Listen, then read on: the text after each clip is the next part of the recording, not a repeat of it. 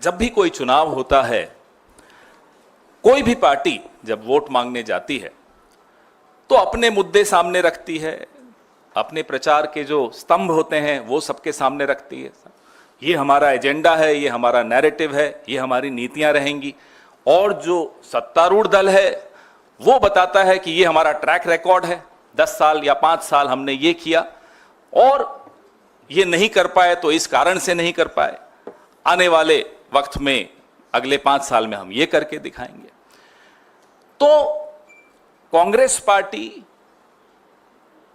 न से न्याय पे हमने अपना प्रचार अडिग रखा। जैसा कि जयराम जी ने अभी आपको बताया, हमने नारी न्याय, किसान न्याय, युवा न्याय, ऐसे 5 न्याय हमने आपके सामने रखे, देश के सामने रखे। और हमारे जो प्रधानमंत्री हैं, जिनको जयराम जी निवर्तमान कहते हैं, थोड़े दिनों में भूतपूर्व कहेंगे, प्रधानमंत्री जी ने और उनकी पार्टी ने म से अपना प्रचार रखा। मंदिर, मंगलसूत्र, मछली, मटन, मुसलमान, महात्मा, मेडिटेशन। मुजरा बीच में आया था, माफ करिएगा, मुजरा भी बीच में आ गया था। अब आप लोगों की चैनल्स पे मेडिटेशन बताया मैंने सर। अब वो ध्यान लगाने चले गए, जाना भी चाहिए। पूरे 10 साल ध्यान भटकाया जिस आदमी ने, अब वो ध्यान लगाने चले गए। और ऐसा लाइव ध्यान, कभी लाइव मेडिटेशन सुनी आपने? 9 कैमरा लगे हुए, अलग अलग पोज दिखाए जा रहे हैं। मछली पकड़ने पर पाबंदी लगा दी 3 दिन। 3000 पुलिस वाले रक्षा में खड़े हो गए उनकी। पर्यटक नहीं आएंगे। जितने भी समुद्र की तरफ खिड़कियां या दरवाजे होटलों के खुलते हैं, वो कमरे खाली। 7 स्टार ध्यान इसको कहा जाता है। हम जब नारी न्याय की बात कर रहे थे, हम जब गरीबों को न्याय दिलाने की बात कर रहे थे, तो नरेंद्र मोदी जी ने कहा कि मंगलसूत्र छीन लेंगे, ये भैंस छीन लेंगे, ये आपकी टोटी खोल के चले जाएंगे। अजीब सी वाहियात सी बातें सुनने को मिली इस कैंपेन में। 140 करोड़ लोगों का प्रधानमंत्री, 10 साल का प्रधानमंत्री, टोटी चोरी, भैंस चोरी, ऐसी ऐसी बातें इस प्रचार में आपने वहां से सुनी। जयराम जी ने मुझे कहा कि मैं अपने प्रचार की बात करूं, वो हमारे प्रचार की बात अधूरी होगी जब तक उनके प्रचार की बात नहीं करें। क्योंकि लोग तुलना कर रहे थे कि एक तरफ मल्लिकार्जुन खड़गे जी, राहुल गांधी जी, प्रियंका गांधी जी इस सरकार को जवाबदेह बना रही हैं, इनसे सवाल पूछ रहे हैं, इनसे पूछ रहे हैं कि साहब आपने ये क्यों नहीं किया, बेरोजगारी क्यों बढ़ी, महंगाई क्यों बढ़ी, महिलाओं के खिलाफ अत्याचार क्यों बढ़ा, जो कि एक विपक्ष का काम है। हम 5 साल लगातार ये सवाल पूछते आए, और लेकिन जब हम अपनी विजन, अपने जवाब सामने रख रहे हैं, तब भी हम वो सवाल दोहराएंगे। ये अपेक्षा हमसे लोग रखते हैं, इसलिए हम पूछ रहे थे। लेकिन उस वक्त प्रधानमंत्री जी क्या कर रहे थे वो आपने देखा। जो प्रधानमंत्री की भाषा थी, कुछ वक्त के लिए तो हमारे सुप्रिया जी के जो काउंटर पार्ट हैं अमित मालवीय जी, वो घबरा गए कि मेरी नौकरी खतरे में आ गई, मोदी जी तो ट्रोल बन गए। ऐसा ट्रोल प्रधानमंत्री हमने कभी नहीं देखा जो इस बार देखने को मिला। मन की बात करते करते मटन की बात करने लगे। बताइए, उनको हमारे प्रचार से ऐसे भटक गए।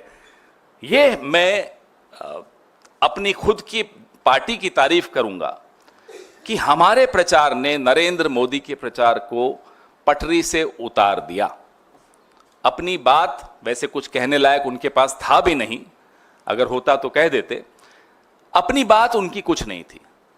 कल परसों खड़गे साहब ने बताया आपको प्रेस वार्ता के जरिए कितनी बार उन्होंने मोदी का नाम लिया, और कितनी बार कांग्रेस का नाम लिया, कितनी बार राहुल जी का नाम लिया, बीच बीच में नेहरू जी का भी नाम लिया।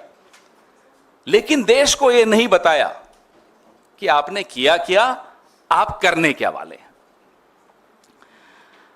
400 पार का जब नारा दिया इन लोगों ने, और 400 पार के नारे के बाद जो इनके मंसूबे थे, इनके कुछ नेताओं ने बताने शुरू किया। अनंत हेगड़े, ज्योति मिर्धा, दिया कुमारी, अरुण गोविल, लल्लू सिंह, इन तमाम नेताओं ने मंसूबे बताए कि संविधान बदल देंगे। उस दौरान हमारे नेता राहुल गांधी, हमारी नेता प्रियंका गांधी, हमारे राष्ट्रीय अध्यक्ष मल्लिकार्जुन खड़गे जी, हमारे जयराम रमेश जी जहां जहां प्रचार में जाते थे, संविधान को बचाने की मुहिम छेड़ दी। प्रचार एक तरफ, चुनाव एक तरफ, चुनाव आते रहते हैं, जाते रहते हैं, लेकिन हमारी पार्टी के नेताओं को यह लगा कि अब ज्यादा आवश्यक हो गया है संविधान और लोकतंत्र को बचाने की मुहिम छेड़ना। और वो मुहिम हमारे नेताओं ने, हमारी पार्टी ने बहुत जिम्मेदारी से, बहुत बखूबी निभाई, बहुत अच्छी तरह वो मुहिम छेड़ी। हर देश के हर नागरिक के जुबान पे संविधान शब्द आ गया था।